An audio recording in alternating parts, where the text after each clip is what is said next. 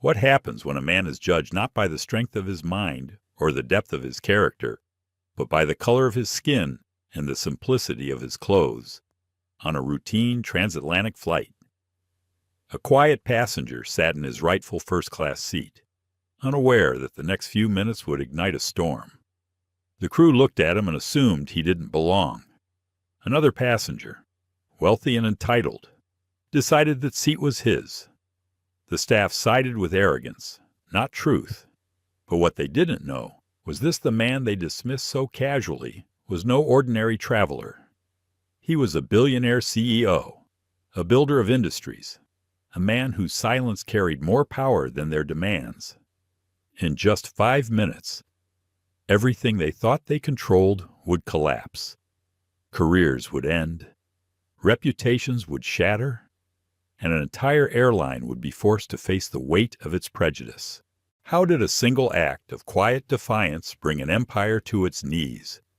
How did dignity become more powerful than privilege at 36,000 feet? Stay with us until the end. This story will leave you questioning how justice really works. Don't forget to like, share, and subscribe so you never miss the powerful stories we bring to life. The Polaris First Lounge at JFK Airport was designed to make time stand still.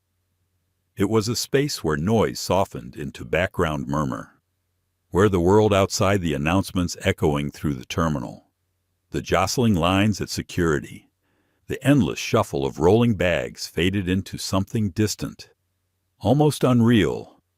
Inside, every detail was curated. Polished marble floors reflected soft amber light. Low-slung armchairs were arranged in precise symmetry, like pieces in a gallery. The air carried a subtle blend of sandalwood and bergamot, chosen carefully to be neither too sharp nor too sweet. People spoke in hushed tones, as if the lounge itself demanded reverence. In the far corner, by a window that framed the expanse of runway and sky, sat Ethan Cole. At 43, Ethan had cultivated the kind of stillness that unsettled people who expected noise, flash, and dominance from a man of his stature. He wore a charcoal gray hoodie, fitted but plain, over a simple black t-shirt. Dark jeans tailored with quiet precision rested neatly over a pair of minimalist sneakers. Nothing about him screamed wealth. In fact, nothing about him screamed at all. He wasn't scrolling through a phone or typing furiously on a laptop. Instead, he held a paperback book in his hands, the spine softened with wear, the pages slightly curled at the corners. On the small table beside him sat a black coffee, untouched and cooling. His face bore the calm of a man who had walked through storms and learned not to flinch. His eyes deep-set, quietly observant, moved steadily across the lines of his book. But they carried a weight, a depth that suggested every word absorbed was measured against a life already filled with experience. Ethan didn't occupy the room with noise or presence. He absorbed it. The way he sat, unhurried, unguarded, seemed to declare that he needed no validation from anyone else in the room. To the casual observer, he was unremarkable, just another traveler. But casual observers rarely saw beyond the surface. Ethan Cole was the founder and CEO of Neurosphere Technologies, a Palo Alto company that had reshaped the landscape of cloud computing and artificial intelligence. His innovations had been called tectonic shifts by industry journalists. His personal net worth was whispered about in circles of finance, consistently pegged in the billions. Yet wealth wasn't what defined him. In fact, Ethan had worked deliberately to ensure it never became a cage. What mattered to him was integrity, precision, and the quiet pursuit of better ways to build systems, technological or human, that did not crumble under arrogance or bias. Still, he knew that most people didn't see that. Most people, especially at first glance. Saw the hoodie, saw the skin, saw what they wanted to see. He closed his book briefly, sipped the coffee lukewarm now, but still strong, and leaned back. A flight to London awaited him. Global Sky Airlines. Flight 88, a transatlantic run he had taken more times than he could count. This time, the stakes were higher than usual. A contract was on the line, one that could alter the trajectory of the entire airline industry. Neurosphere's next-generation operating system Auraflight was poised to revolutionize logistics, safety, and passenger experience. Global Sky was set to be the launch partner. The deal, in its first phase alone, was valued at $500 million. But Ethan had other reasons for making the trip. He carried with him not only negotiations, but the weight of decisions that touched thousands of employees, shareholders, and customers. In moments like this, he found comfort not in extravagance, but in the simplicity of a book, the grounding ritual of coffee, and the stillness before the inevitable storm of boardrooms and contracts. Across the lounge, attendants floated between tables, refilling drinks with quiet deference. Some passengers, draped in designer suits and speaking loudly into their phones, commanded attention as if it were their birthright. Ethan watched them without judgment, but with a certain detached clarity. He knew how often such performances hid desperation or insecurity. He had seen it in negotiations, in investors, even in political leaders. Those who shouted the loudest often had the least to say. The announcement came with the softened chime that seemed designed to cut gently through conversation. Global Sky Airlines Flight 88 to London Heathrow is now boarding for Polaris first passengers. Ethan closed his book carefully, sliding a bookmark between the worn pages. He tucked it into his leather satchel, a bag aged with use, but cared for meticulously. Rising, he stretched briefly, the way a man does when he knows hours of confinement await him. He adjusted the cuff of his hoodie and checked his watch. A Felipe Calatrava. Slim, understated, elegant in its engineering. It wasn't chosen for prestige, but for craft, for the way each gear and spring moved with uncompromising accuracy. Walking to the gate, he joined the small line of passengers awaiting VIP boarding. The agent scanned his ticket. Seat 1A. She confirmed with a smile that was polite but perfunctory. Ethan nodded, offering a quiet, "Thank you," and continued down the jet bridge. That familiar hum of anticipation rose in his chest. It wasn't fear Ethan had long outgrown fear of flying, but a subtle unease. Planes, for all their promise of speed and distance, also stripped people bare. They were liminal spaces, suspended between earth and sky, where identities could be reduced to seat numbers and snap judgments. In those cabins, he often found the walls of meritocracy he had worked so hard to build around himself beginning to thin. On the ground, he was the architect of systems, a leader, a man of consequence. In the air, he was sometimes just another black man in a hoodie. Stepping into the first-class cabin, he found his seat 1A. It was more than a seat. It was a cocoon, a private suite designed with precision lie-flat bed, 24-inch screen, personal minibar. The leather was buttery soft, the space cocooned by high walls that whispered privacy and exclusivity. He stowed his satchel, removed his hoodie, to reveal the plain black t-shirt beneath, and settled into the seat. For a moment, he let himself sink into the comfort. 7 hours of uninterrupted work lay ahead, followed by what he hoped would be 2 or 3 hours of sleep before London's morning meetings. He had been here before, countless times, but there was something different tonight.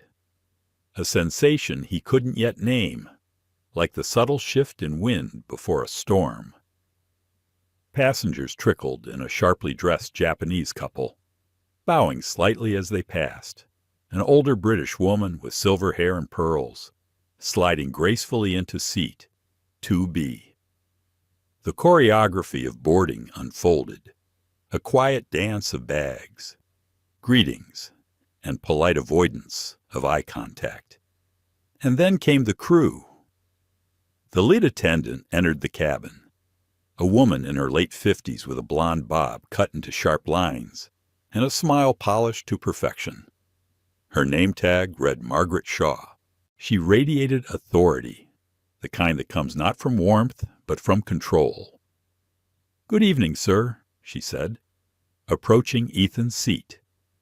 Her eyes flickered briefly over his attire. It was quick, almost imperceptible, the tightening of her mouth, the narrowing of her gaze. But Ethan noticed. He always noticed. "Would you like a pre-departure beverage champagne?" Perhaps she asked, the suggestion hanging in the air like an expectation. "Just sparkling water with lime." "Thank you," Ethan replied, his voice steady, polite. Her smile faltered for the briefest second before locking back into place. "Of course, sir." As she turned to greet the next passenger with noticeably warmer enthusiasm, Ethan leaned back. He exhaled quietly, almost imperceptibly. He wasn't imagining it. He never was. The book remained in his lap, unopened.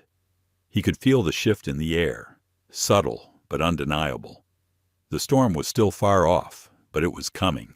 The jet bridge stretched out like a narrow tunnel, humming softly beneath fluorescent lights. For Ethan Cole, it was always a threshold, a place where the airport's buzz gave way to the contained world of the aircraft. Each step forward was a step deeper into an environment where appearances seemed to matter more than truths. He had walked countless bridges like this before, yet tonight, something unsettled him. The first-class cabin opened before him with quiet grandeur.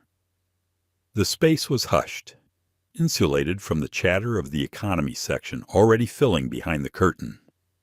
Each suite was a polished monument to exclusivity, with sliding doors, leather panels, and golden accents softened by muted lighting.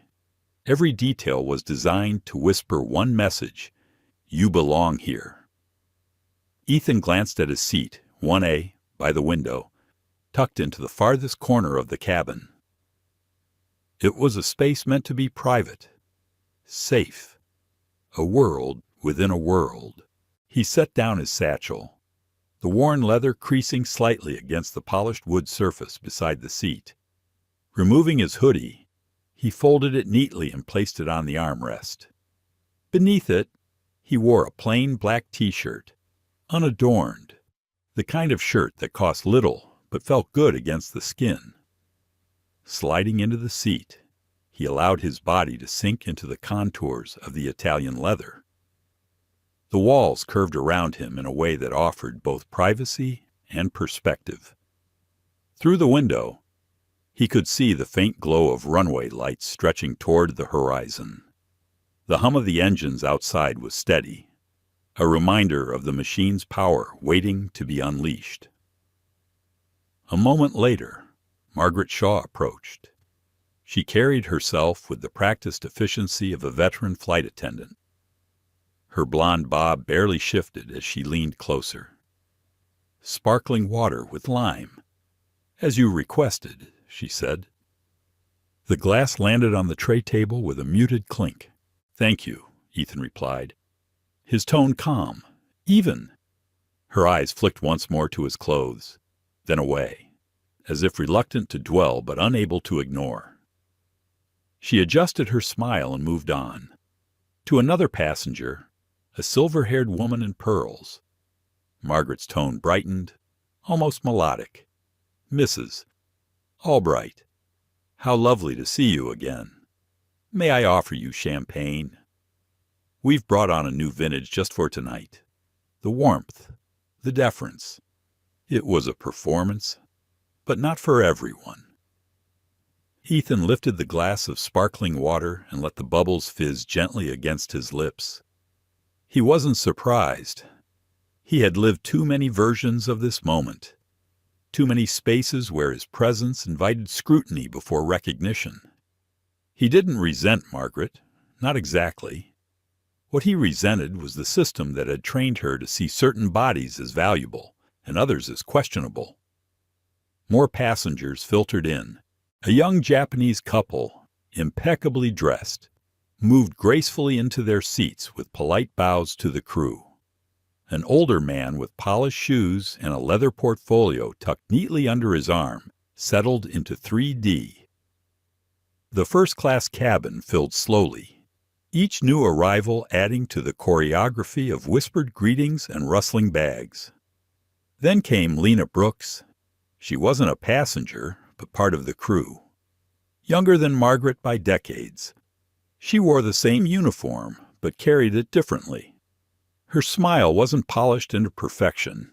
It was genuine, a small flicker of warmth that seemed to come from somewhere deeper than professional obligation.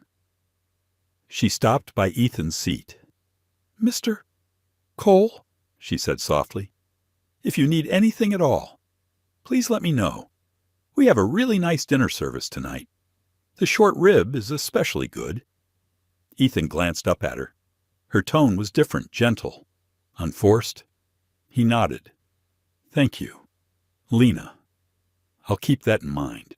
Her eyes widened slightly at the sound of her name. Most passengers didn't notice name tags, much less use them. She gave a small, appreciative nod before moving on. Ethan watched her for a moment longer, noting the quiet sincerity in her manner. He filed it away, not consciously, but with the same instinct he used in boardrooms when deciding who could be trusted. As boarding continued, the atmosphere in the cabin began to shift. With each passenger, the balance of personalities became clearer, like an equation forming on a whiteboard. Some were quiet, others loud. Some absorbed the space, others demanded it. Ethan could sense, without yet knowing why, that this balance was fragile, waiting for the wrong spark to tilt it off-center. That spark arrived just before the cabin doors closed. Richard Langford entered like a storm. He didn't simply walk. He carried himself with the swagger of someone who believed the world bent to accommodate him. His shirt bore a subtle monogram on the cuff, the fabric straining slightly over his stomach. A gold watch, thick and heavy, gleamed under the cabin lights. His cologne arrived before he did, rich and overpowering, filling the space like an announcement. Without so much as a glance at Ethan, he dropped a briefcase onto seat 1B with a loud thud. "Margaret, darling," he boomed, his voice loud enough to command attention from every corner of the cabin. Traffic was murder. I thought I'd have to buy the whole damn highway just to make it here. Margaret's demeanor transformed instantly. Her smile widened into something bordering on flirtatious. "Mr. Langford, it's wonderful to have you with us again. We've saved your favorite scotch for tonight. The 25-year single malt."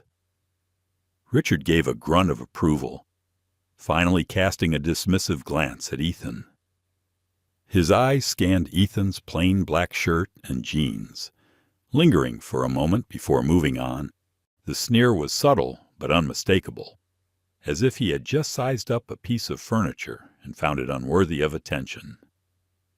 Ethan turned back to his sparkling water, unbothered on the surface.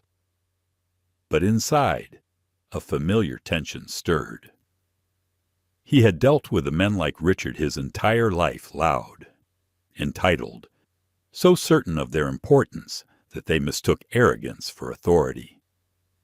Margaret leaned closer to Richard. "I'll bring your drink right away."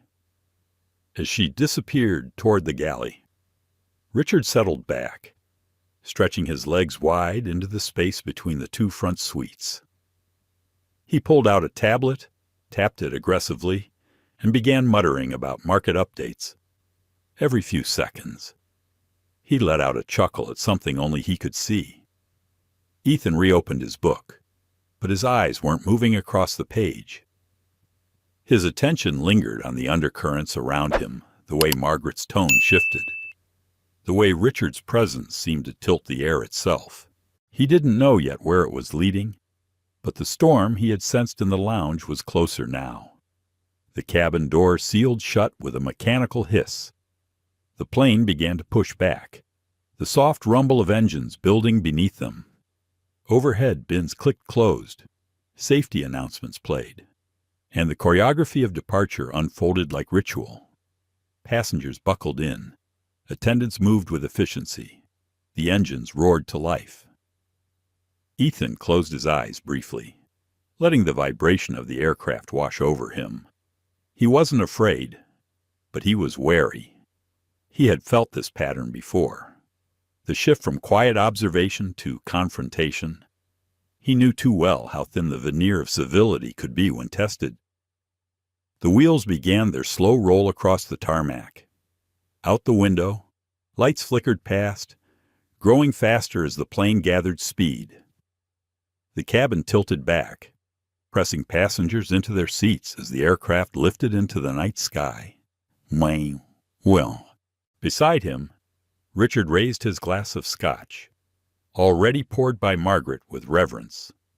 "Here's to another trip across the pond," he said loudly, as if the toast was meant for the entire cabin. He took a long swallow and sighed in satisfaction. Ethan opened his book again, but his focus remained split. The tension in the air was building. He knew it wouldn't be long before Richard's entitlement demanded more than whiskey. And when it did, Ethan would be forced to decide how much patience he could afford. For now, he remained still, quiet, a man in a hoodie sitting in seat 1A. To the world around him, perhaps unremarkable, but the storm had begun to gather, and Ethan Cole was no ordinary passenger. The engines had steadied, their low hum filling the cabin with a constant vibration that travelers either found soothing or suffocating. Ethan Cole leaned back in his suite, adjusting the headrest with a quiet precision. He opened his book once more, trying to let the printed words carry him away from the undercurrents he could already feel stirring around him. Beside him, in seat 1B, Richard Langford was making his presence impossible to ignore. The man spoke as though the cabin were his private boardroom, his voice booming in bursts of laughter at whatever scrolled across his tablet screen. Every so often, he would call Margaret Shaw over with a snap of his fingers, ordering another drink, a refill of his scotch before the glass even had time to sweat in his hand. Margaret responded with the devotion of a longtime servant, her voice honeyed, her movements swift. Ethan remained silent, sipping his sparkling water slowly. He had trained himself over the years to conserve his energy in moments like this, to watch and wait. The arrogance of men like Richard often consumed itself if left unchecked. But something in Richard's eyes, in the way he occupied space, suggested he wasn't finished. Sure enough, as the plane leveled out at cruising altitude and the seatbelt sign dimmed, Richard leaned back with a sigh, swirling the amber liquid in his glass. Then, with a casualness that was far from casual, he gestured toward Ethan's suite. "There's been a mistake," he said loudly enough for Margaret to hear as she approached with a tray. "That's my seat. Seat 1A. It always is. You've got me down in 1B somehow, but I don't sit in 1B. Not on this flight." Margaret froze for just a fraction of a second, then set her professional mask back into place. "Of course, Mr. Langford," she said smoothly. "Let me look into it for you." Her eyes flickered toward Ethan, sharp and assessing, as though the problem was obvious and needed no further verification. Ethan lowered his book slowly, placing the bookmark with deliberate care. He turned his head toward Richard, studying him as if the man were a puzzle with missing pieces. "This is seat 1, eh?" Ethan said quietly, his voice calm but unwavering.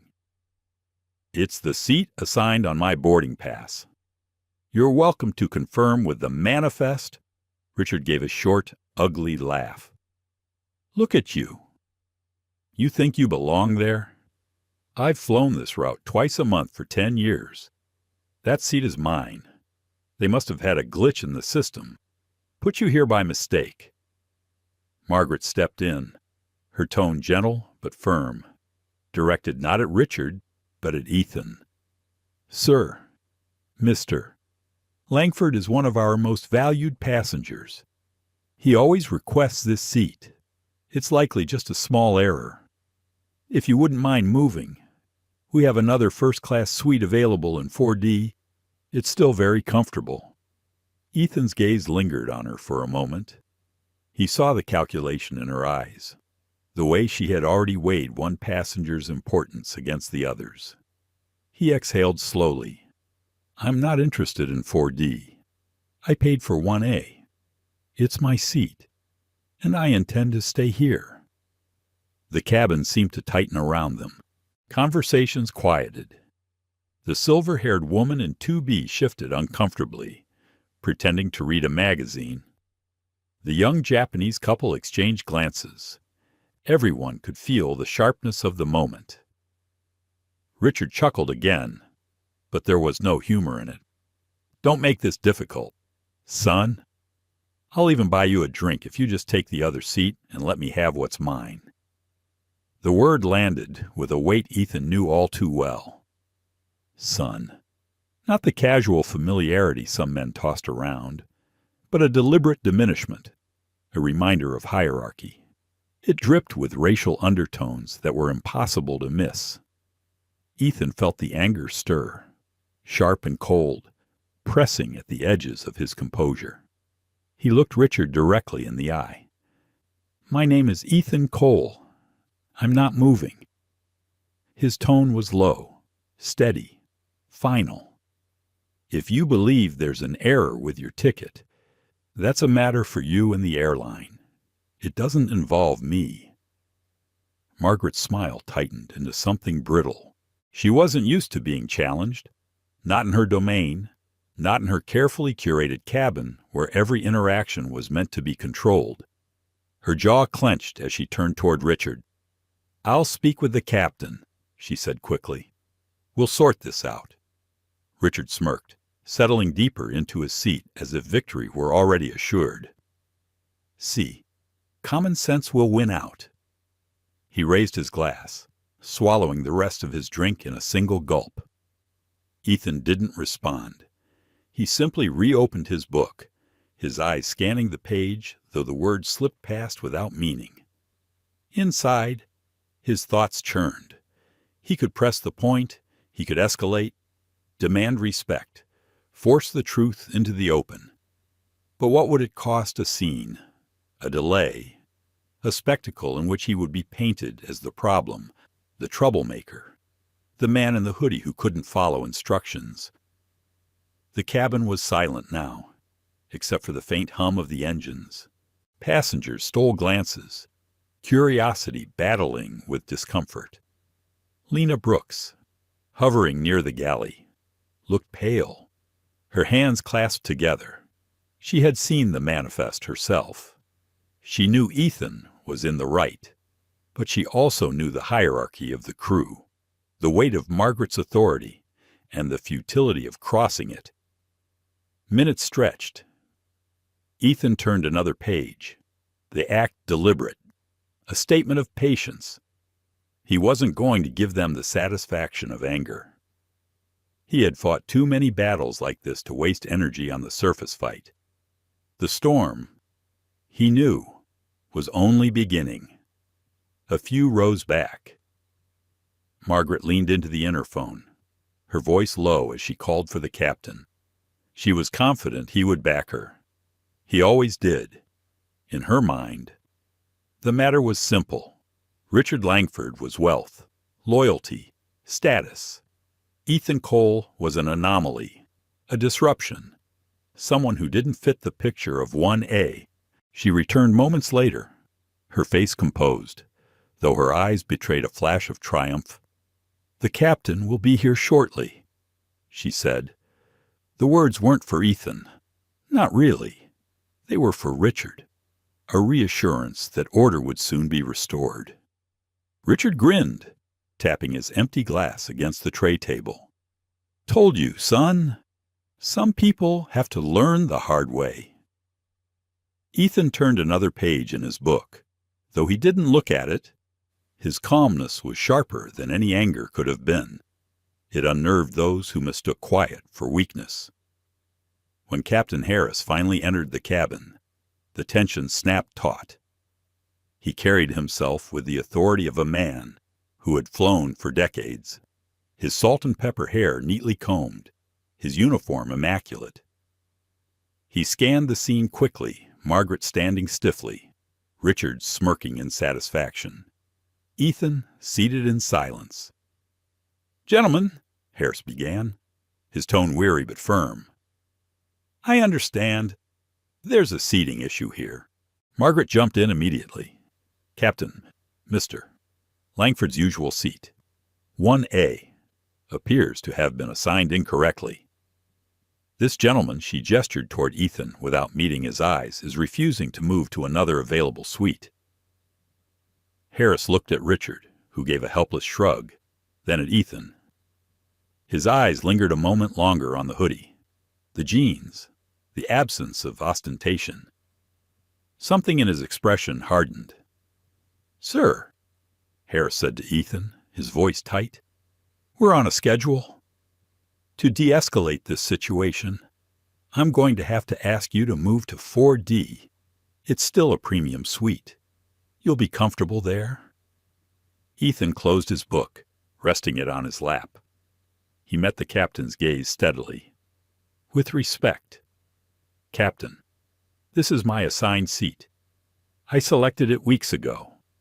I paid for it. There is no error." Harris sighed, the weight of inconvenience pressing on him. "Mr. Langford is one of our most valued frequent flyers. We can't delay departure over this. Please, sir, cooperate." The word cooperation hung in the air like a blade. Ethan felt the sting of humiliation pressing closer, sharp as a needle. Around him, passengers watched with rapt silence, caught between fascination and discomfort.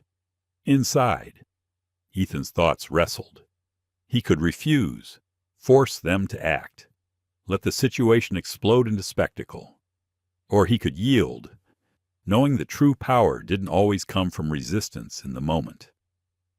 His heart beat steady, but his mind sharpened into something cold, precise. This wasn't over, not by a long shot. The silence in the first-class cabin was suffocating, broken only by the low hum of the engines and the faint clink of Richard Langford's glass as he set it back on the tray. Ethan Cole sat still in seat 1A, his posture calm, his eyes steady, his book resting closed on his lap. Around him, every passenger was pretending not to watch, their gazes flicking up from magazines, tablets, and newspapers only to dart away the moment they met another pair of eyes. But everyone was watching. Margaret Shaw hovered just behind Captain Harris, her expression tight with anticipation. She had delivered the problem to the highest authority in the cabin, and now she expected resolution. For her, resolution meant Richard restored to his rightful seat and Ethan quietly displaced.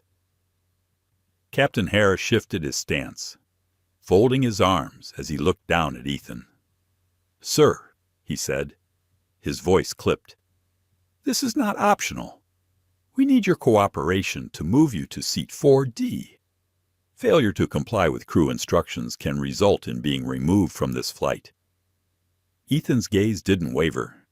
His voice was calm, but there was steel beneath it. "Captain, with respect, your flight attendant is mistaken. My boarding pass, the airline's own system, and the manifest confirm this is my seat. I paid for it.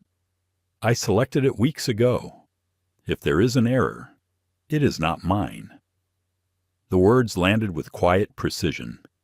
There was no anger in them, no raised voice, but the finality was unmistakable. Richard let out a harsh laugh, shaking his head as if he couldn't believe the nerve. "Listen to him. Captain, some people just don't understand how this works. I've been flying this route for years. That seat is always mine. He probably got in on some promotional upgrade or voucher."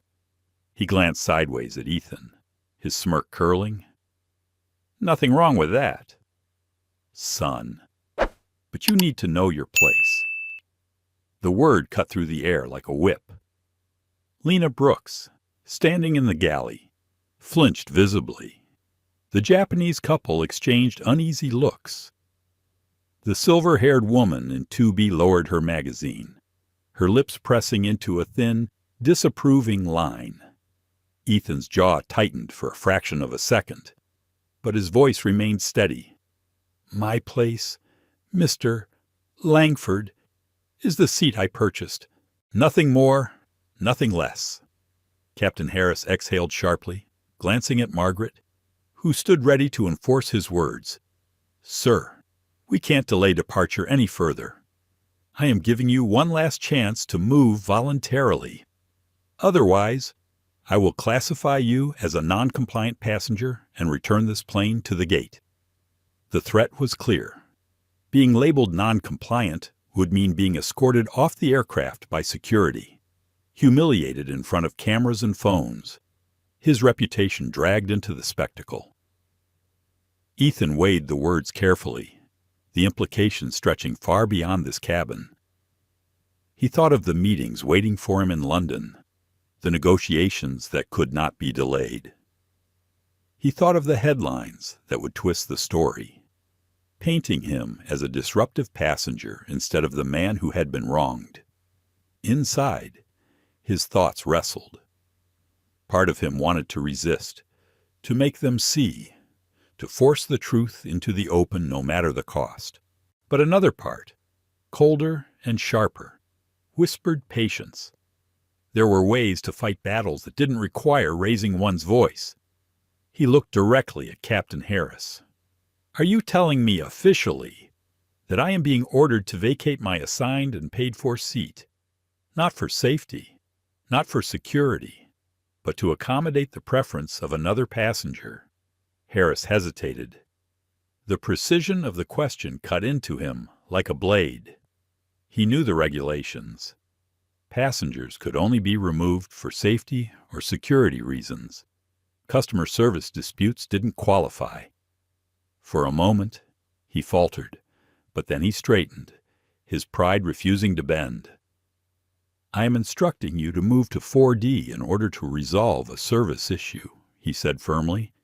"If you refuse, you will be removed from this aircraft." The air in the cabin thickened. Ethan sat perfectly still, his eyes never leaving the captain's. Then, slowly, he closed his book and placed it inside his satchel. He rose to his feet with quiet dignity, every motion deliberate. "There is no need for threats," he said evenly. "If you and your crew insist on giving my seat to this gentleman, I will comply. I do not wish to delay the flight." Relief flashed across Harris's face, and Margaret allowed herself the faintest of smiles. Richard leaned back, triumphant, stretching his legs into the space Ethan had vacated even before Ethan had fully stepped aside. "Smart choice," Richard muttered, smirking. "Knew you'd see reason." Ethan didn't respond. He simply picked up his hoodie, slung it over one arm, and walked down the aisle with Margaret leading the way. Each step was a blade across his pride, the humiliation sharp and precise. Passengers avoided his gaze, but he felt their eyes on him, felt the weight of their silence, some sympathetic, some annoyed by the delay, some indifferent. Margaret gestured towards seat 4. "Here you are."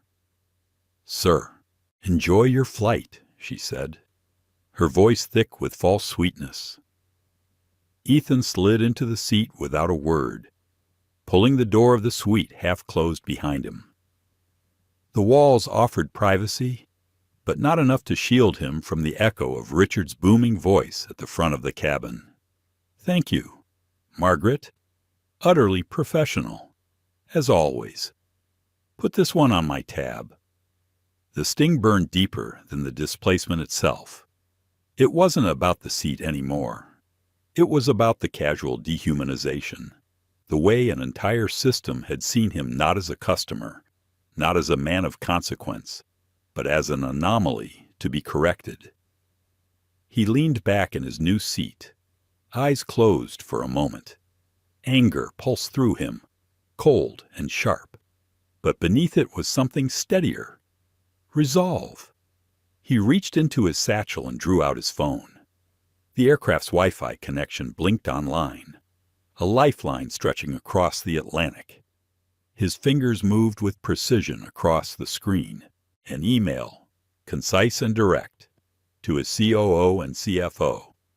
Terminate the Global Sky negotiations immediately. Cancel every corporate travel account.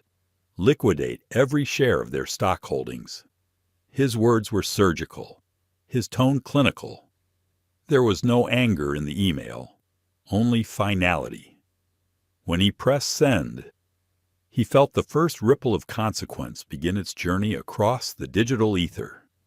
Somewhere in Palo Alto, the gears of his company would already be shifting, redirecting, pulling the rug from beneath an airline that had failed to see the man sitting in 1A for who he truly was. He set the phone down, exhaled slowly, and let the anger drain into purpose. This wasn't over. Not by a long shot. At the front of the cabin, Richard clinked his glass again, oblivious to the storm he had helped set in motion. Margaret bustled about with a renewed sense of authority, her victory secured. Captain Harris returned to the cockpit, satisfied he had restored order, but in seat 4D, Ethan Cole sat still, calm, his silence louder than any protest could have been. His mind was already 3 steps ahead, mapping out the chain of consequences that would soon unravel. The storm was coming, and this time, he would be the one to unleash it. The engines hummed with steady power, carrying the plane higher into the night sky. But inside the first-class cabin, the atmosphere was anything but steady. Ethan Cole sat in 4D, his posture controlled, his face a mask of calm. Yet beneath the surface, his thoughts churned in measured circles.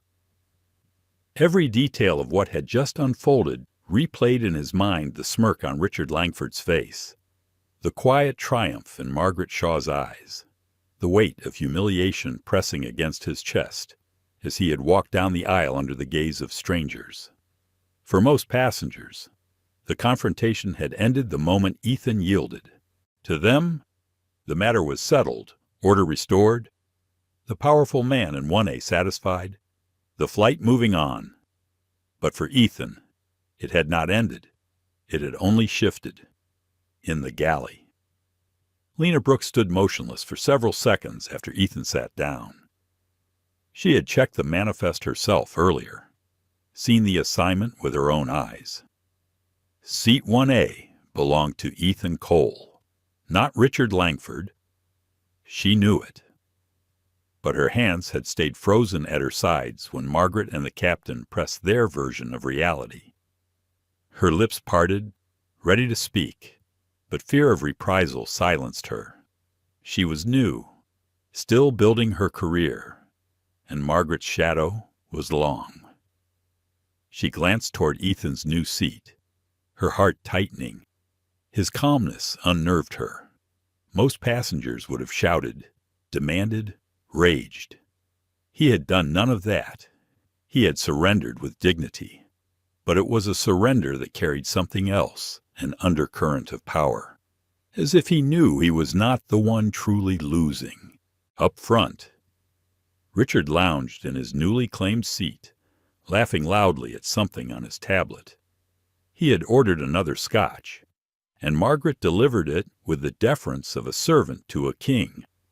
Every word between them was loud enough for Ethan to hear, as if Richard wanted to make sure his victory was performed for the entire cabin. Margaret, this is why I fly global sky. You people know how to take care of your real customers, Richard said, his voice thick with alcohol and entitlement. That's the problem these days. Isn't it standard slipping? You let anyone sit up here now. No wonder things get out of order. Margaret chuckled softly, though her laugh sounded forced. We do our best to make sure our most loyal passengers are always comfortable, Mr. Langford. Ethan heard every word. His fingers tapped against the edge of his book, steady and controlled, but the cold anger in his chest hardened. He wasn't angry in the way Richard imagined, loud, brash, uncontrollable. His anger was quiet, precise, the kind that sharpened into strategy. Captain Harris emerged briefly from the cockpit to check on the situation. He leaned toward Margaret, speaking in a low voice that carried just enough for Ethan to catch fragments. Everything under control. Yes, Captain, Margaret replied quickly. Mr. Langford is comfortable in 1A now. The other gentleman has been moved. Harris nodded. His eyes flicked toward Ethan, seated farther back, and his expression settled into the same judgment Ethan had seen too many times before. A look that said he had chosen the path of least resistance, siding with the louder voice, the wealthier passenger, the one who fit his expectation of what first class should look like. Good, Harris said, his tone final. We can't afford disruptions on a flight like this. Ethan almost laughed at the irony, though he didn't. The disruption hadn't come from him, and yet he was the one cast in its shadow. That was how it always worked. Those who demanded loudly were rewarded, while those who held firm to quiet truth were painted as obstacles. He leaned back in his seat, staring at the ceiling for a moment. In his mind, a debate unfolded. He thought of standing up, calling Lena as witness, demanding that Margaret pull up the manifest for everyone to see. He imagined the vindication of proving them all wrong in the moment. But he also pictured the captain doubling down, declaring him disruptive, forcing a diversion to remove him. The spectacle, the delay, the headlines, "Black man removed from flight after refusing to comply." The truth would drown in the noise. Then he thought of his meetings in London, the boardroom waiting for him, the contracts waiting to be signed, the future of his company resting on his presence. A single delay could unravel months of negotiations. His pride wrestled with his responsibility, a battle that had played out countless times in his life. How many moments had he swallowed indignities in the name of the bigger picture? How many times had he chosen strategy over immediate satisfaction? He exhaled slowly, letting the thought settle. This, he realized, was no different. The real fight would not be won here, in a cabin where bias had already written the script. The real fight would be won elsewhere, with tools sharper than anger, with power that stretched far beyond seat assignments. Margaret walked past his seat again, her chin lifted slightly, as if daring him to speak, daring him to challenge her authority. Ethan simply met her eyes with a steady gaze, then looked back down at his book. The calm unnerved her. She looked away quickly, unsettled. The cabin soon settled into its rhythm. Dinner service began, trays clinking, the smell of short rib and seared salmon drifting through the air. Laughter bubbled from Richard's seat. Too loud, too frequent. Margaret hovered nearby, like a satellite orbiting her most important star. But Ethan's focus was elsewhere. He opened his laptop, the soft glow illuminating his face in the dimmed cabin. His hands moved across the keyboard with precision. Each keystroke was deliberate, a stone dropped into a pond, sending ripples outward. He drafted an email to Isabel Grant, his COO, and David Cho, his CFO. The words were sharp, clinical, without emotion.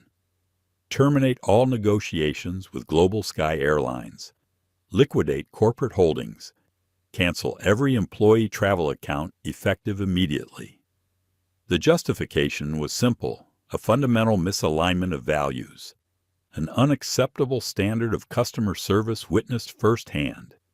As he typed, he felt the weight of decision settle over him, not anger, but clarity. He had been humiliated. Yes, but humiliation could be transmuted into power when handled with precision. He paused for a moment, his finger hovering over the trackpad. In his chest, a voice whispered, doubt. Was this too extreme? Was he letting personal slight dictate corporate strategy? He thought of the investors, the thousands of employees whose work would shift with the tides of his choice.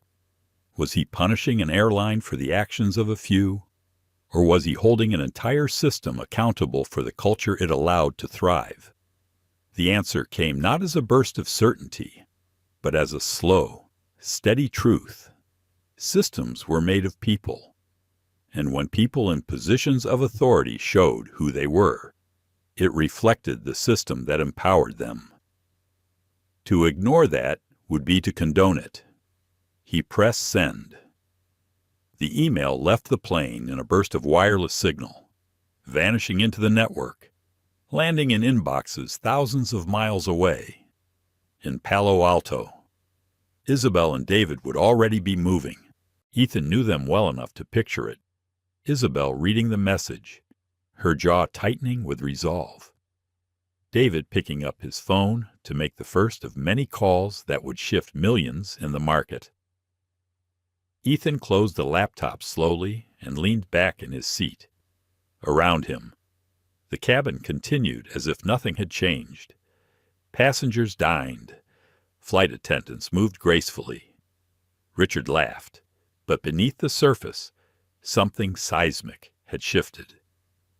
Lena glanced toward him again, catching sight of his calm profile illuminated by the faint light of his screen. She didn't know what he had done, but she sensed it, the quiet power of a man who was not defeated, but merely waiting for the right moment to show his hand. Captain Harris returned to the cockpit, satisfied that the matter had been resolved. Margaret moved with smug composure, convinced she had defended order. Richard basked in his illusion of triumph, blind to the cracks forming beneath his feet, and Ethan Cole sat in 4D, still, calm, his silence louder than any outburst could have been. The storm had only begun, and he was no longer resisting it. He was guiding it. The cabin had settled into the rhythm of flight. The lights dimmed to a soft glow. Trays of food clinked gently against china, and wine glasses caught reflections from the overhead LEDs. To an outsider, everything appeared normal. Another night flight across the Atlantic, another curated experience of exclusivity. But beneath that veneer, Ethan Cole had shifted the ground. He sat quietly in 4D, his laptop closed, his phone resting in his hand. The email he had sent minutes ago felt less like an act of anger and more like the release of a trigger. He knew what would happen next, not in vague outlines, but in precise steps. Isabel Grant would already be moving, pulling the plug on the Global Sky negotiations. David Cho would be on the phone with traders, preparing to liquidate millions in holdings. By morning, The tremors would reach Wall Street, and the aftershocks would rattle across oceans. But here, inside this metal capsule slicing through the night sky, no one else knew. Not yet. Ethan lifted his eyes toward the front of the cabin. Richard Langford was sprawled across 1A, his laughter booming louder with each drink. Margaret Shaw hovered nearby, her deference bordering on servitude. Every so often Richard gestured vaguely toward Ethan's direction, as if still savoring his victory, his eyes carrying the smug certainty of a man who had won without consequence. Ethan's lips curved into the faintest hint of a smile. It wasn't amusement. It was recognition. Men like Richard always thought they had won, because they couldn't imagine consequences arriving in forms they didn't understand. The intercom chimed. "Ladies and gentlemen, this is Captain Harris. We're now at our cruising altitude of 36,000 feet. Dinner service is underway. Please sit back, relax, and enjoy your flight." The announcement rolled over the cabin like a blanket of authority, meant to soothe, to declare control. For most passengers, it worked. Forks clinked, conversations resumed, laughter bubbled. But for Ethan, the words sounded hollow. He had already seen through the captain's control, already tested the limits of his authority. Authority built on bias was fragile, and fragile things broke easily when pressure was applied. Lena Brooks approached Ethan's seat. Her tray held steady, though her hands trembled slightly. "Mr. Cole," she said softly, "your dinner. Short rib, as you requested." "Thank you," Ethan replied, his tone gentle. He met her eyes briefly, and for a moment, she seemed to gather courage from the calm in his expression. She set the tray down, then leaned closer, lowering her voice. "I checked again," she whispered quickly. "The manifest. It's you. Seat 1A was yours." I don't know why Margaret Ethan raised a hand slightly, stopping her words without harshness. "You've already done enough," he said quietly. "You told me the truth. That's more than most would dare." Lena's lips pressed into a thin line, her eyes flickering with both guilt and relief. She straightened, gave a small nod, and moved back toward the galley. Ethan picked up his fork and began eating slowly. The food was excellent, perfectly tender, perfectly seasoned, but he barely tasted it. His mind was elsewhere, pulling threads together. He thought of Michael Grant, the CEO of Global Sky, a man who had sat across from him in sleek conference rooms, shaking hands, making promises about partnership, innovation, shared values. He wondered how Michael would react when he realized the company he led had undermined itself with a single act of prejudice. His phone buzzed quietly against the tray table. He turned it over, shielding the screen with his hand. A message from Isabel.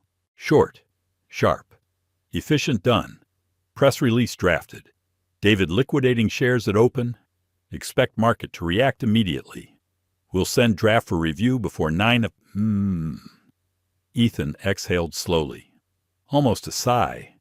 There it was, the machine already moving, unstoppable once set in motion. Another buzz, a new number. The text preview lit up the screen. "Ethan, it's Michael Grant. Just saw Isabel's message. What happened? Call me, please." Ethan stared at the words for a long moment. He could almost feel Michael's panic seeping through the letters. For the CEO of Global Sky, the pending deal with Neurosphere wasn't just another contract. It was a lifeline, a leap forward into the future. Losing it wouldn't just be a setback. It would be a catastrophe. Ethan locked the phone without replying. Timing mattered. Silence could weigh heavier than words. Up front, Richard had leaned into Margaret, his voice dropping but still audible. That's how it should be. You know order, respect, people knowing where they belong. Too many think they can just buy their way into spaces that aren't for them. Not how the world works. Margaret nodded, her smile tight, though her eyes flickered with something else, a trace of unease. Perhaps she sensed the cracks forming, though she didn't yet know where they would lead. Ethan heard every word. He let it wash over him without reaction. He had long ago learned that silence could be more powerful than retort. People often revealed themselves in the spaces left unchallenged. Richard was revealing himself now, in every word, every smirk, every drink. And Margaret was revealing herself too, not in what she said, but in what she allowed. The hours stretched on. The cabin dimmed further as passengers finished meals and reclined in a sleep. Richard finally grew quiet, his head lolling slightly as the alcohol pulled him under. Margaret tucked a blanket over him with a tenderness she had not offered to anyone else. Captain Harris's voice occasionally broke the silence with small updates, his tone steady, rehearsed, untroubled. But Ethan did not sleep. He sat upright in his seat, the glow of his phone illuminating his face. He drafted a short reply to Michael Grant at last. 3 sentences. Clinical? Michael, I was displaced from my seat at the demand of another passenger. Your crew supported him against your own manifest. Completely unacceptable. We'll discuss the consequences after landing. He hit send, far below them, across continents and oceans. Michael Grant's phone buzzed in his penthouse office overlooking Manhattan. The CEO of Global Sky read the message once, twice, his face draining of color. He knew instantly what it meant. Neurosphere was pulling out. The deal was collapsing. His company's future, the stock surge, his legacy, all of it hung in the balance. On the plane. Ethan closed his eyes, letting his head rest lightly against the seat. For the first time since boarding, he allowed himself a small measure of peace. The storm was already in motion. He no longer needed to force it. The irony was sharp. Richard, sleeping smugly in a seat he had stolen, believed he had won. Margaret, presiding over her cabin, believed she had defended order. Captain Harris, confident in his judgment, believed he had prevented disruption. They had no idea they had already lost. The consequences were circling them now, invisible but inevitable, like turbulence building in the distance. They could not see it, but Ethan could. He had unleashed it with a few keystrokes, and soon it would break over all of them.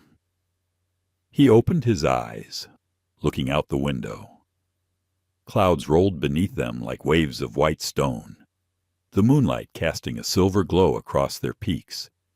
It was beautiful, serene, but he saw something else in it too, a reminder that above every calm surface, storms could form without warning.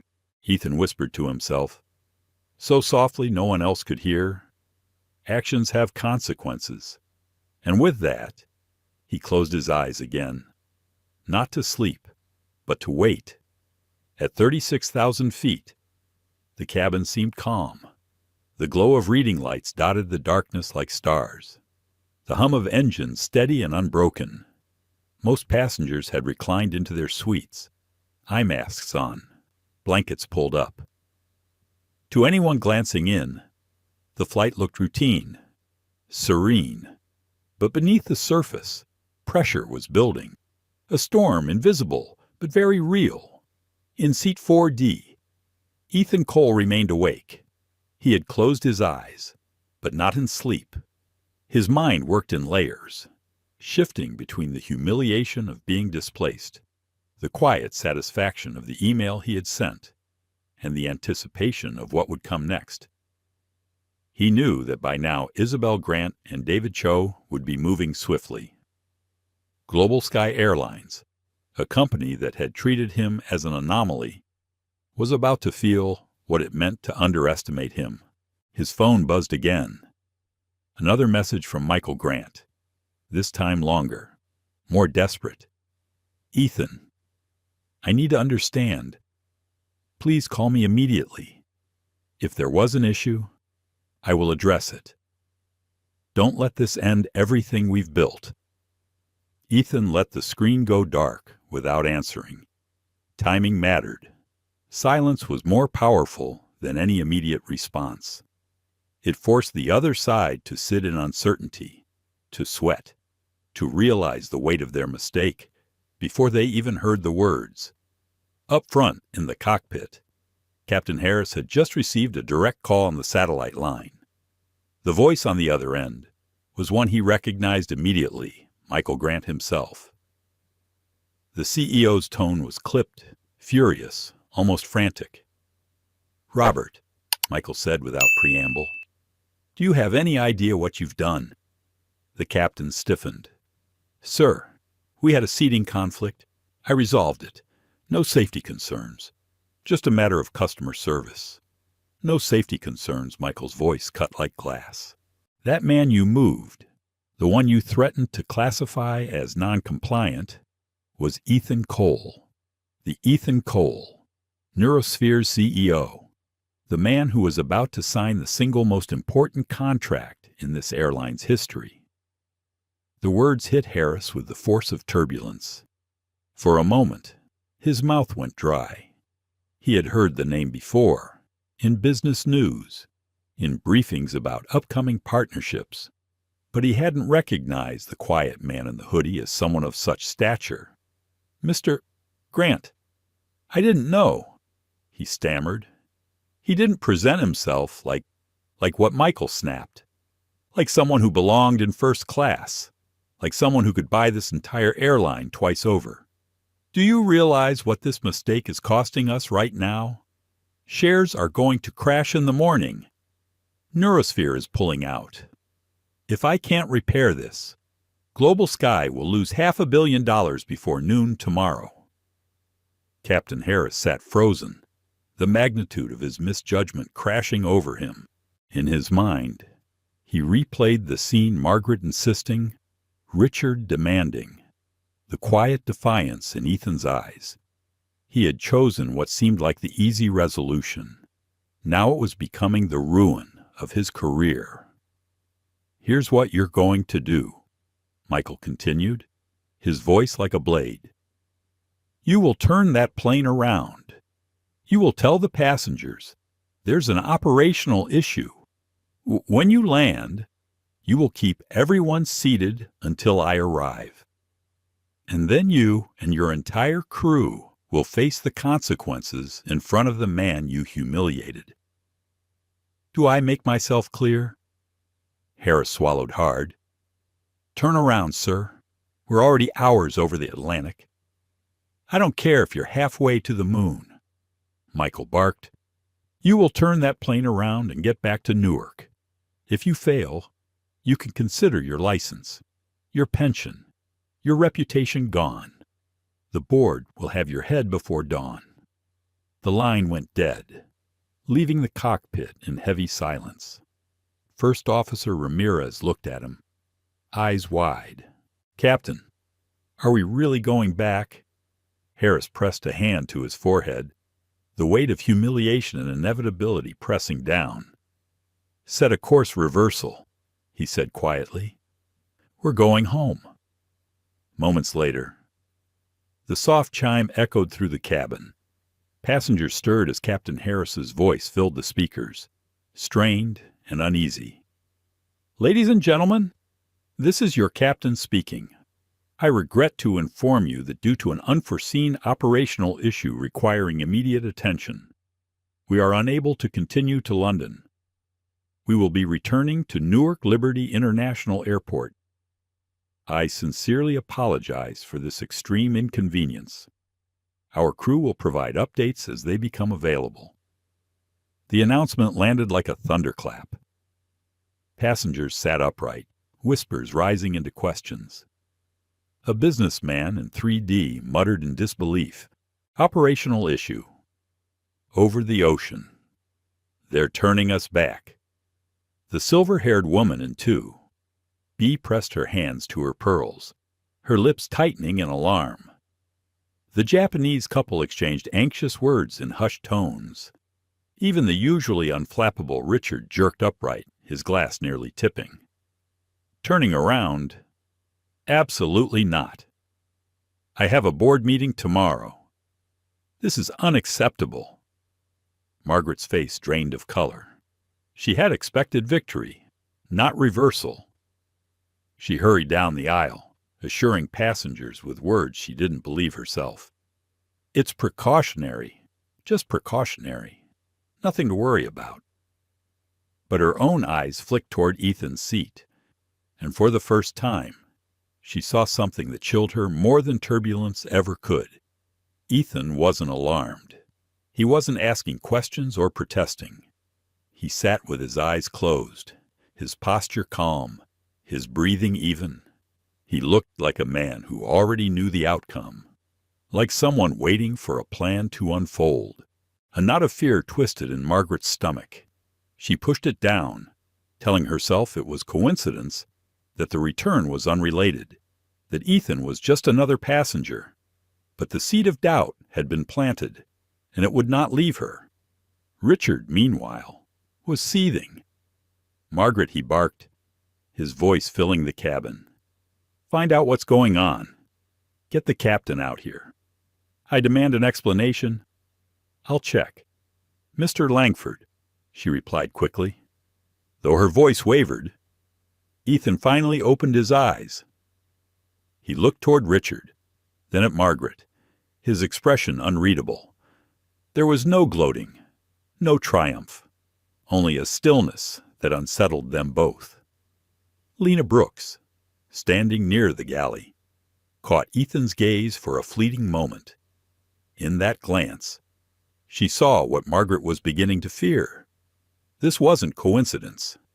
Something larger was in motion, something beyond their control. Back in the cockpit, Captain Harris gripped the yoke as the massive aircraft began its long, slow bank. The stars shifted outside the windows, the horizon tilting as the plane turned back toward the United States. His stomach churned. He had flown for decades, faced storms, turbulence, even emergencies, but never had he felt such dread. Not from weather, not from mechanical failure, from consequence. An hour later, the passengers still buzzed with agitation. Complaints rippled through the cabin, speculation running wild. Some whispered about engine trouble, others about security threats. None of them knew the truth that the careers of everyone in uniform were unraveling mid-air.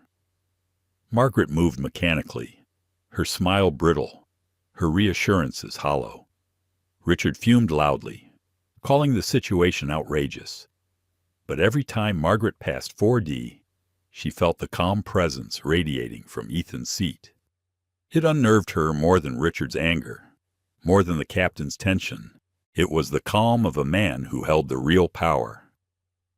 The descent began long before the passengers realized it. The engines shifted pitch, the subtle vibration changing as the plane started to lose altitude. Through the windows, faint pinpricks of light glimmered on the horizon. Newark's skyline flickered like a distant constellation. Inside the first-class cabin, tension had reached a fever pitch. Conversations had grown louder, frustration sharpening into anger. A businessman in 3D barked into his phone, demanding his assistant reschedule meetings. The silver-haired woman muttered about lawsuits and compensation. Richard Langford's booming voice dominated it all, his outrage spilling like a flood. "This is an absolute disgrace. Do you know who I am? I pay more in annual flights than most of these people make in a lifetime. I should be halfway to London right now, not circling back to New Jersey like some budget traveler on a delayed flight." Margaret Shaw nodded furiously, her own voice strained as she repeated assurances. "I understand. Mr. Langford, I'll make sure your concerns are properly addressed when we land. But her eyes betrayed something else. Fear. She glanced toward Ethan Cole in 4D again. He hadn't raised his voice once, hadn't demanded anything, hadn't even moved except to glance out the window occasionally. He sat in silence, his stillness radiating an authority stronger than any protest. Margaret's stomach twisted tighter. She didn't know how, but she sensed he was connected to this, that the return to Newark wasn't mechanical, wasn't procedural. It was something else. Lena Brooks busied herself collecting trays, her hands shaking slightly as she worked. She had overheard enough whispers from the cockpit to piece fragments together.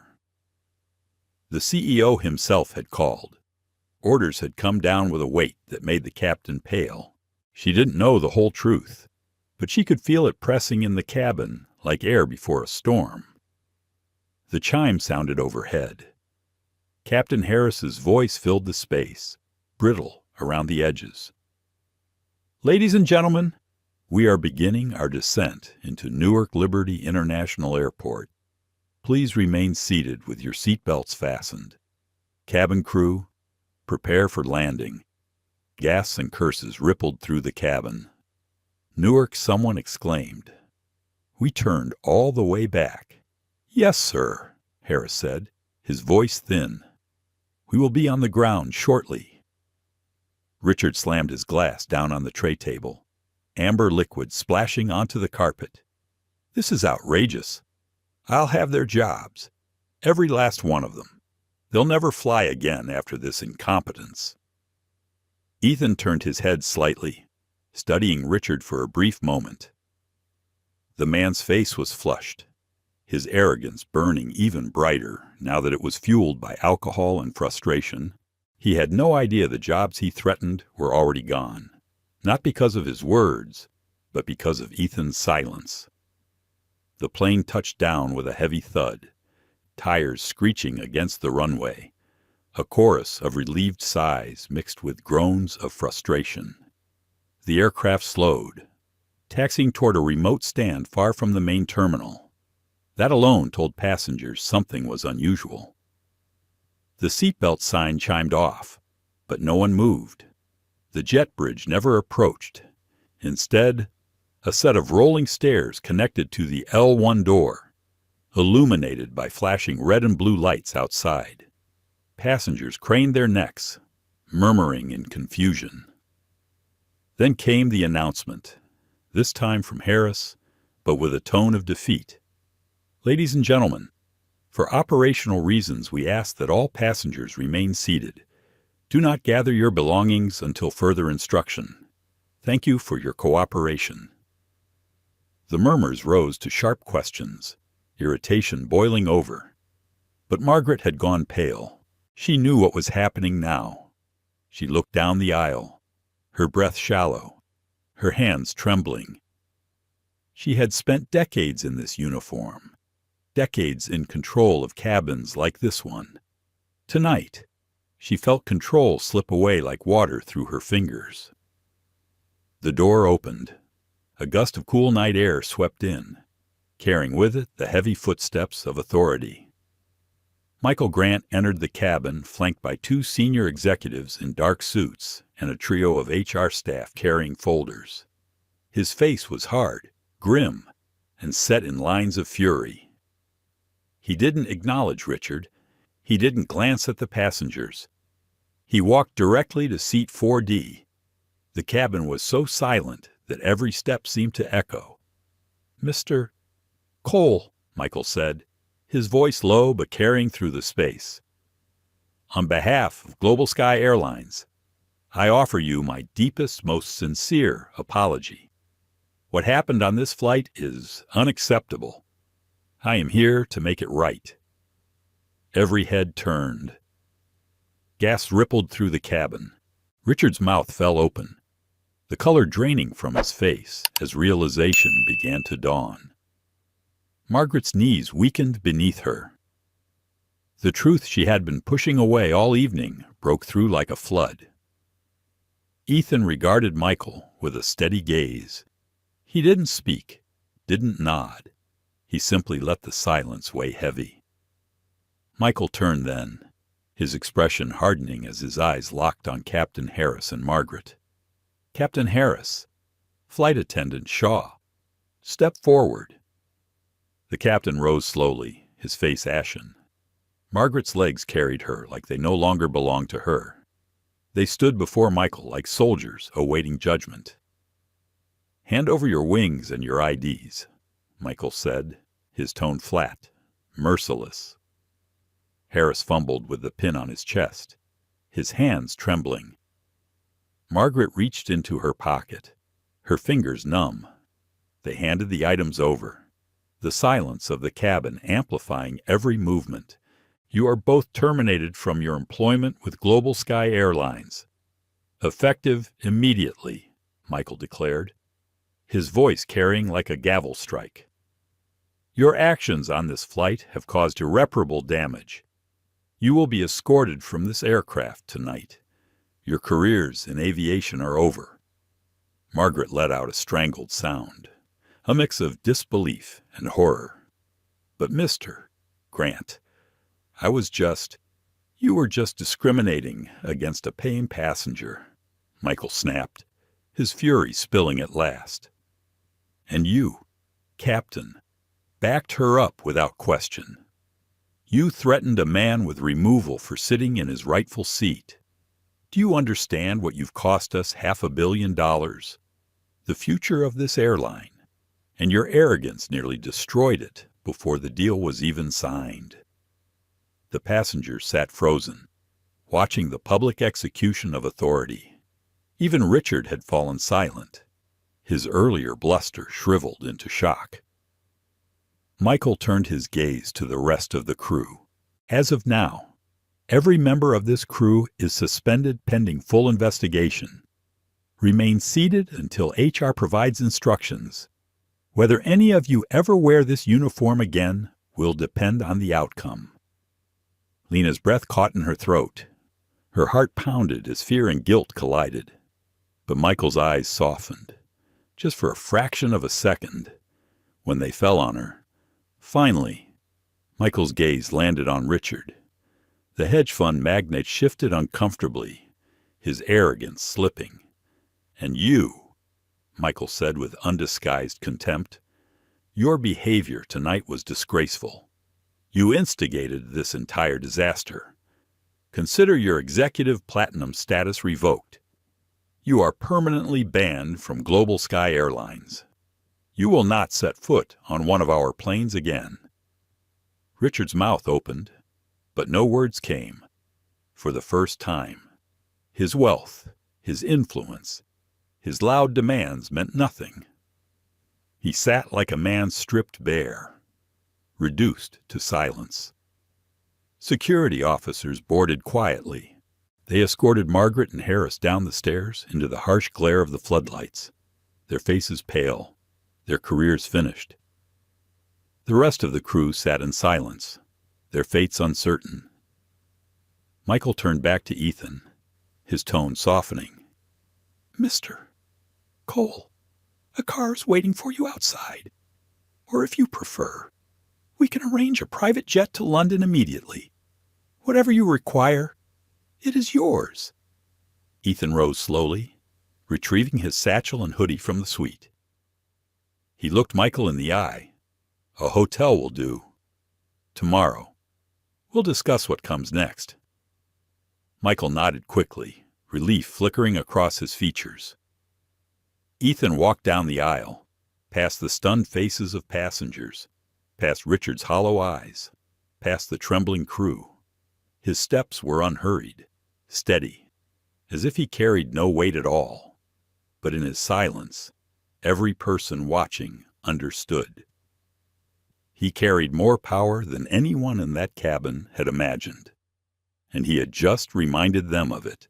By the time Ethan Cole's car pulled away from Newark Airport and slipped into the quiet avenues of Manhattan, the world had already begun to change.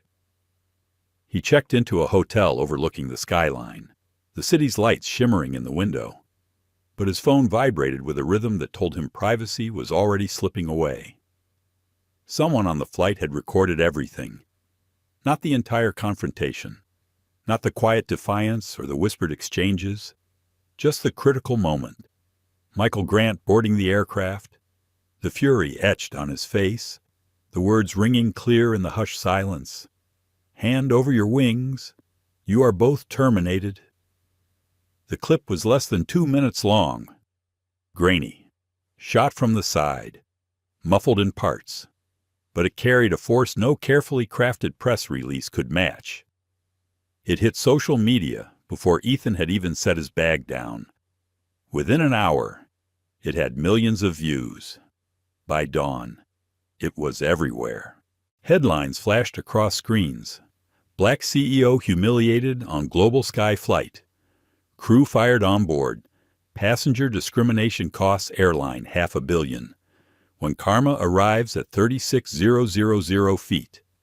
Cable news anchors debated the story, their voices urgent, their panels filled with legal experts, business analysts, and social commentators. Aviation blogs dissected the regulations, pointing out the captain's misstep in threatening a compliant passenger. Financial outlets tracked the airline's stock futures, already spiraling downward before the opening bell. But it was the human story that captured the world. Clips of Ethan sitting quietly in his seat, refusing to move. Responding calmly to the captain circulated with captions like "the power of composure." Screenshots of him in his hoodie were paired with headlines calling him the man who turned an airline upside down without raising his voice. For Ethan, the attention was suffocating. He had spent years avoiding the spotlight, letting Neurosphere's technology speak for itself. He had built a reputation for brilliance, yes, but also for privacy. Now, his face was everywhere. His name was hashtagged, dissected, debated. People were already calling him a hero, a symbol of quiet resistance, a billionaire who had stood up to prejudice, not with anger, but with consequence. He sat in the hotel suite, watching the news in silence. On one channel, a commentator praised him as an example of dignity under fire. On another, a panel argued over whether his retaliation against the airline was disproportionate. Was it justice or vengeance?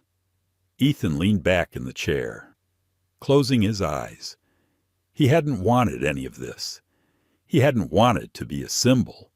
He had simply acted, as he always did, with precision and purpose. But once a story left the confines of its origin, it belonged to the world. At Global Sky headquarters, the fallout was nuclear. The stock opened 20% lower. Traders dumped shares in a panic. Analysts declared the Neurosphere contract dead, costing the airline not just revenue, but its future as a leader in innovation. Michael Grant spent the morning in back-to-back crisis meetings, his face lined with exhaustion. "You don't understand," one board member said, slamming a hand on the table. "This isn't just a contract. This is the future of aviation. And now the entire world thinks we're a company that humiliates its most valuable customers." Michael pinched the bridge of his nose. "I know. I was there." "Then fix it," another demanded. "Fix it or step aside." Meanwhile, Margaret Shaw was everywhere, though not by choice. Her name had been leaked, her picture pulled from company newsletters and social media accounts. She became the face of the scandal, vilified online, her 35-year career reduced to a viral moment of disgrace. Interviews with tabloid reporters painted her as unrepentant, blaming political correctness and insisting she had only been following procedure. The more she spoke, the worse it got. Captain Harris vanished from public view. His license was already under review by the FAA. His reputation shredded. Pilots whispered his name with pity.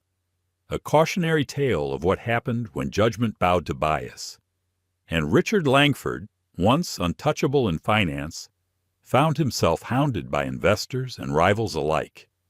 His firm's clients began asking questions. Pension funds withdrew millions, citing reputational risk. Activists demanded his resignation. He had always thought his arrogance untouchable. Now, it was toxic. But the story wasn't just about downfall. It was also about reward. 2 days after the incident, Lena Brooks received a letter in the mail. She opened it with trembling hands, expecting another inquiry from HR. Instead, it was an offer. Neurosphere Technologies invited her to join their events and logistics team at double her airline salary. At the bottom, in Ethan's own handwriting, were 6 words that made her eyes well with tears. Kindness and integrity should be rewarded. Welcome. In that moment, she realized what many had missed. Ethan's actions weren't driven by vengeance. They were driven by a principle. Accountability should cut both ways. Those who harmed should face consequences. Those who stood for decency should be lifted up. Ethan stayed quiet as the storm raged. He declined interview requests, ignored the calls of journalists, and stayed out of sight. He wasn't interested in fame. He wasn't interested in revenge tours or book deals. He was interested in building, in reshaping a system that had shown him, in stark detail, how broken it could be. That week, he sat across from Michael Grant again, this time in Neurosphere's glass-walled headquarters in Palo Alto. Michael looked haggard, desperate, his voice stripped of its usual confidence. "I understand we are now the majority holder of your debt," Ethan began, his tone calm, precise. Michael nodded. "Yes." "Then you understand that things will change," Ethan said. "Not just contracts, culture. From the ground crew to the boardroom, dignity will be the standard. Not loyalty tiers, not privilege. Dignity." Michael swallowed hard, but he nodded again. Yes, it was the beginning of something new. A reckoning not just for Global Sky, but for an industry that had looked the other way too many times. Ethan didn't think of it as victory. He thought of it as necessary. The incident on the flight had been humiliating. Yes, but humiliation was fleeting. What mattered was what came after the accountability, the change, the rebuilding. As the sun set outside the headquarters, casting golden light across the city, Ethan finally allowed himself a long breath. He hadn't asked to be a symbol, but if the world wanted to turn this moment into one, then perhaps it was worth it, as long as it sparked something greater than outrage, something like change. The storm of scandal had consumed Global Sky, but even storms left behind patches of unexpected light. For Lena Brooks, the young flight attendant who had once stood trembling in the galley, that light came in the form of a letter she never could have imagined receiving. When the envelope arrived, she had assumed it was more paperwork from the airline's HR department, another round of statements and interviews about the flight that had turned her world upside down. Instead, she found a neatly printed job offer from Neurosphere Technologies, the words crisp and official. The numbers stunned her. Twice her current salary, benefits beyond anything the airline had ever promised, a new career path far away from turbulent skies. At the bottom of the letter, scrawled in pen, were 6 words that made her breath catch in her throat. Kindness and integrity should be rewarded. Welcome. She sat at her small kitchen table in Queens, staring at the letter until her vision blurred with tears. She thought back to that night, to the moment she had whispered the truth to Ethan Cole, even though fear clutched at her throat. She hadn't done it expecting recognition. She hadn't done it to win favor. She had done it because it was right. And now, Somehow, that single moment of quiet courage had altered the course of her life. In the days that followed, Lena's story began to circulate alongside the viral video. Commentators highlighted her role, the young attendant who had confirmed Ethan's rightful seat, the only crew member who had chosen honesty over hierarchy. Her face appeared on morning shows. Her nervous smile met with applause. She became, to many, the proof that even small acts of decency mattered. For Ethan, Lena's story was as important as the punishment of those who had wronged him. Accountability was not only about consequences for failure, but also about recognition for integrity. In his mind, balance mattered. Systems were built not only on holding the guilty to account, but on lifting up the worthy. He thought about this often as he watched the chaos unfold. Margaret Shaw's downfall dominated headlines, her career shredded by her own refusal to admit fault. Captain Harris remained under investigation, his name whispered in pilot lounges as a warning. Richard Langford faced public ruin, his arrogance turning him into a pariah. All of them had chosen arrogance, bias, or cowardice in the critical moment. Lena alone had chosen differently, and Ethan wanted the world to see that choice rewarded. At the same time, Neurosphere's press release struck the market with precision. It didn't mention Margaret or Harris by name, nor Richard. It didn't recount the viral video. It didn't need to. Its language was cold and corporate, yet devastating, a fundamental misalignment of values, an unacceptable standard of service, and a decision to terminate negotiations with Global Sky.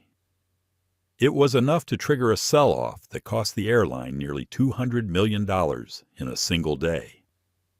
But Ethan wasn't satisfied with destruction. He had always been a builder, a man who created systems, not just dismantled them. And so, when Michael Grant sat across from him again at Neurosphere headquarters, exhausted and desperate, Ethan offered something unexpected. "We will resume discussions," Ethan said evenly, "but not on the same terms. The contract price remains. But Neurosphere will also take a 20% equity stake in Global Sky.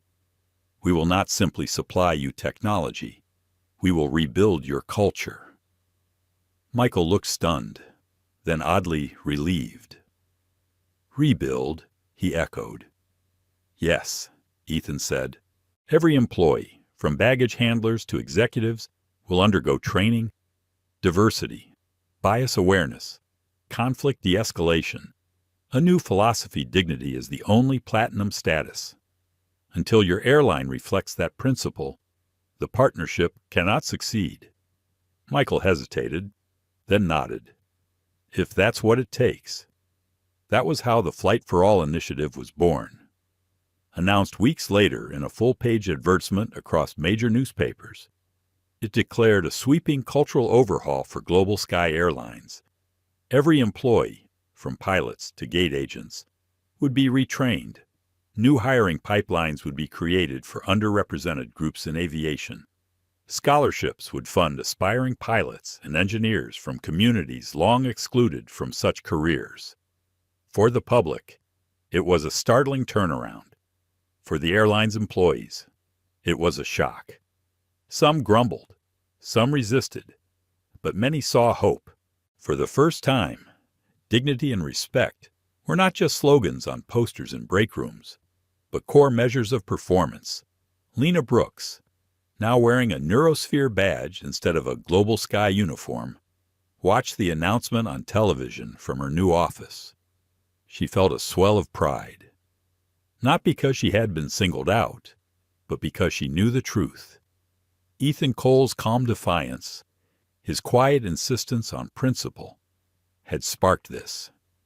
She had seen him humiliated, forced from his seat.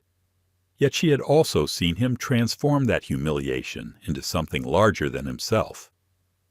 The irony was not lost on her. That night on the plane, Margaret had treated Ethan as though he did not belong.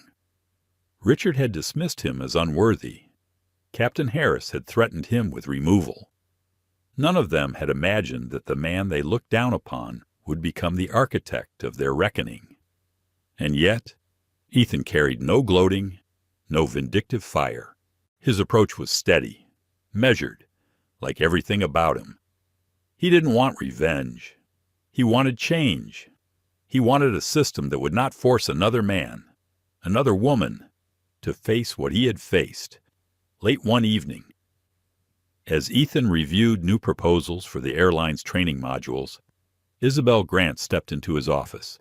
She had been with him for years, his right hand, the executor of his visions. "You're not sleeping," she said simply. "I will," Ethan replied, though he didn't look up from the documents. She studied him for a moment. "You've turned humiliation into a revolution. But I wonder, does it feel like enough?" Ethan finally lifted his eyes, considering her words. Enough. It was a question that haunted him. Was any amount of reform enough to counter the quiet wounds inflicted by prejudice? Was any corporate overhaul enough to erase the sting of being told, yet again, that he didn't belong? "I don't know if it's enough," he admitted softly, "but it's a start. And sometimes, a start is the most you can demand from the world." Isabel nodded. "Then we'll build from there." Ethan leaned back, exhaling slowly. He thought again of Lena, of her trembling whisper in the galley, of her courage, in her small act of truth. He saw the seed of something larger. If enough people chose decency when it mattered, perhaps the system could change. Perhaps dignity could become the true platinum status. Oh, and so, in the weeks that followed, Ethan poured himself into the work. Neurosphere's partnership with Global Sky became more than a business arrangement. It became a test, a case study in whether power could force culture to evolve, whether accountability could ripple outward into real transformation. For Ethan Cole, the incident on Flight 88 had never been about a seat. It had been about something deeper. And now, as he stood on the cusp of reshaping an entire industry, he carried that truth with him. It was no longer just his story. It was a story the world was watching. The first morning of retraining was unlike anything Global Sky Airlines had ever attempted. Instead of crisp uniforms and polished announcements, employees arrived at conference centers and training halls across the country to find long tables, notebooks, and facilitators with backgrounds not in aviation, but in diversity, equity, and psychology. The banner hanging at the front of every room read the same words: "Dignity is the only platinum status." For many, the slogan sparked grumbling. Some whispered that the company had caved to political correctness, that this was nothing more than a public relations stunt. Others were curious, skeptical, but willing to listen. A few, like Lena Brooks, now watching from her new role at Neurosphere, saw hope. She had lived through the humiliation of that night and knew firsthand how necessary change was. At one training in Dallas, a veteran pilot crossed his arms as the facilitator spoke about unconscious bias. "I've flown for 30 years, he muttered under his breath. "I don't need a lecture about respect." But later, when he was asked to watch the viral video of Michael Grant firing the crew, his face shifted. Watching a captain, one of his own, lose his wings on camera struck him deeper than any lecture could. He left the session silent, his posture less rigid, his expression troubled. At another training in Chicago, a group of gate agents listened to recordings of real customer complaints, stories of passengers denied service or treated dismissively because of race, gender, or appearance. One agent wiped her eyes as she realized how many times she herself had brushed off similar complaints, assuming the customers were exaggerating. The program was not easy, It was uncomfortable. It forced people to confront truths they had avoided. But Ethan Cole had insisted on it. Every employee, from executives to ground staff, would complete the program. No one was exempt, not even Michael Grant. Ethan knew change would not happen overnight. He also knew it could not be cosmetic. It had to cut deep, reaching into the marrow of the airline's culture. He sat in on several sessions himself, not to speak, but to listen, to observe. In one session, he heard a flight attendant describe how she had learned to treat passengers differently based on subtle signals, designer clothes, expensive watches, the tone in a person's voice. She admitted she never thought of it as bias, just reading the cabin. Ethan sat quietly as she spoke, then asked her gently, "What if reading the cabin means misreading the person?" The question hung in the air, settling heavily. She lowered her eyes. Outside the training rooms, the ripple effects spread.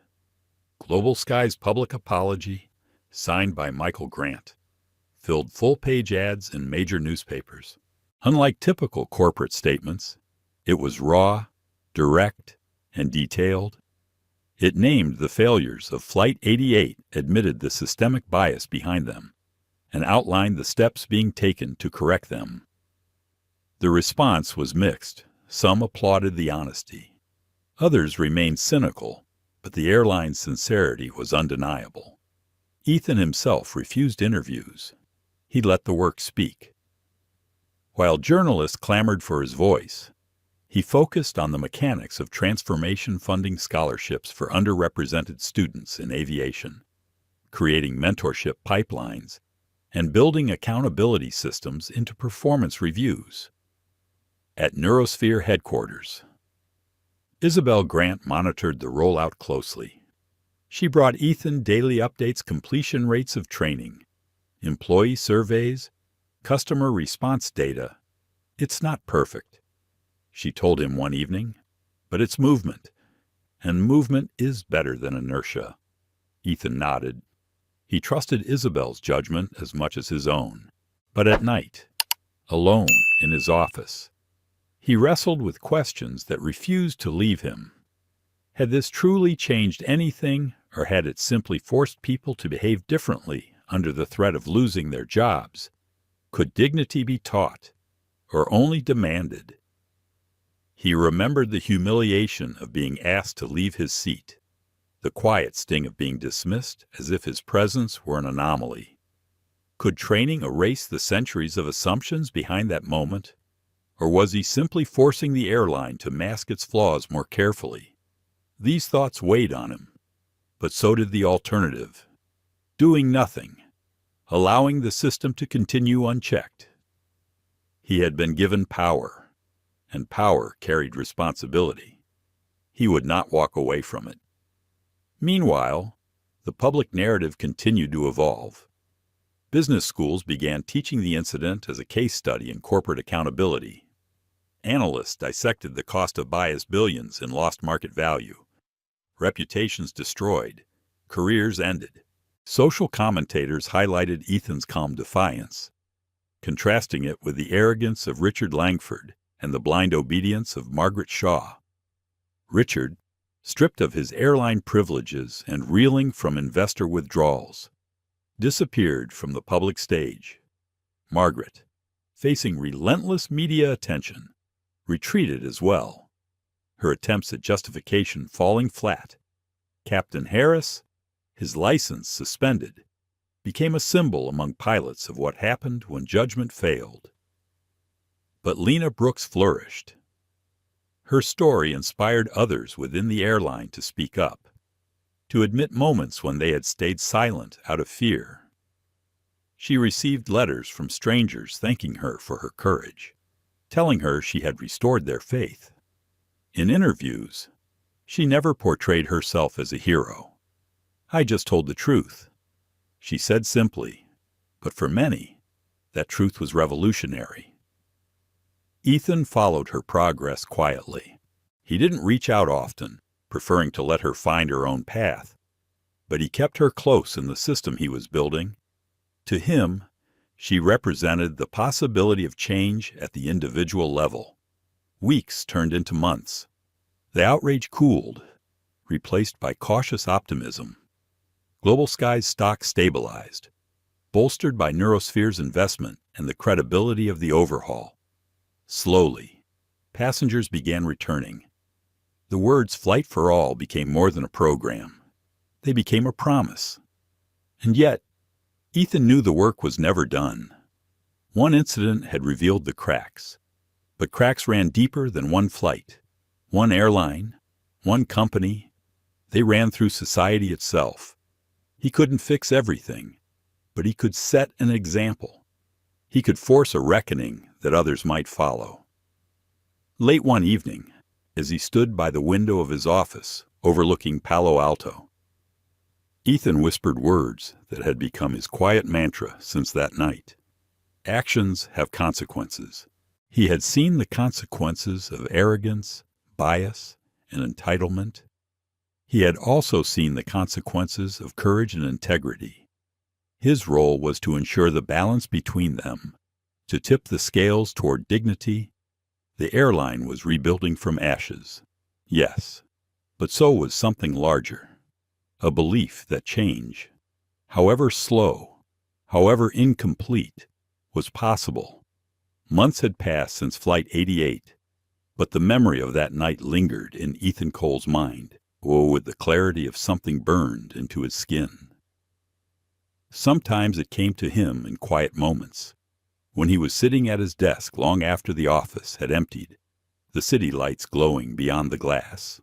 Other times it surfaced on new flights, when the murmur of attendants and the subtle hum of engines made him remember the feeling of being told, with smiling authority, that he did not belong.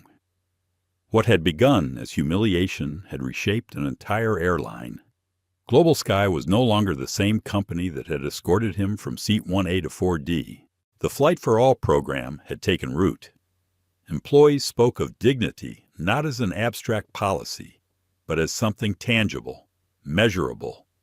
Incidents of bias reported by passengers had dropped sharply. More importantly, the airline had begun funding scholarships, training future pilots from communities long excluded, offering new possibilities where doors had been shut.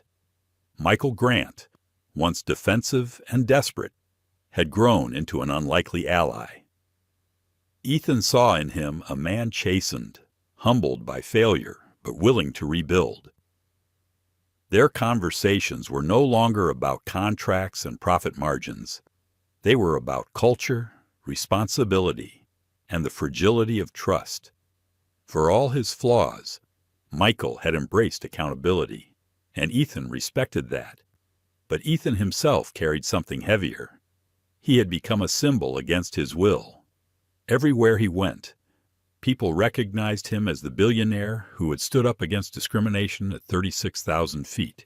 Strangers approached him in airports, in restaurants, sometimes even on the street, thanking him, telling him his calm defiance had inspired them. They wanted him to speak out, to lead a movement. Yet Ethan hesitated. He had never wanted celebrity. He had never wanted to be the face of anything but his work. Being seen as a symbol of resistance felt both powerful and limiting. People saw the moment, but not the years that had shaped him, the countless slights endured quietly, the discipline it took to remain calm when every part of him wanted to rage.